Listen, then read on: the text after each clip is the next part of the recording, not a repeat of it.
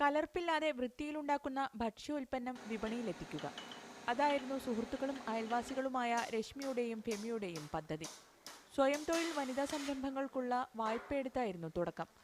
4 പേരെ വെച്ച് ഒരു ചപ്പാത്തി നിർമ്മാണ യൂണിറ്റ്. മുടക്ക് മുതൽ 20 ലക്ഷം രൂപ. സംരംഭം തുടങ്ങി 1 വർഷം കഴിഞ്ഞപ്പോൾ വിപണിയിൽ നല്ല പേരായി. ആവശ്യക്കാർ ചപ്പാത്തി വാങ്ങാൻ നേരിട്ട് യൂണിറ്റിലെത്തും. നമ്മളിപ്പോൾ തുടങ്ങിയിട്ട് 1 കൊല്ലം ആയിട്ടുള്ളൂ.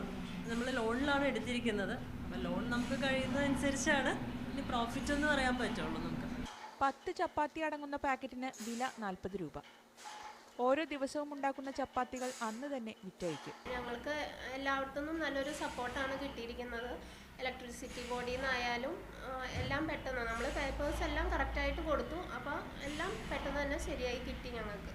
അടുത്ത 1 വർഷത്തിനകം സംരംഭത്തെ ലാഭത്തിലെത്തിക്കാൻ കഴിയുമെന്നാണ് ഇവരുടെ വിശ്വാസം. മീഡിയ 1 കൊച്ചി.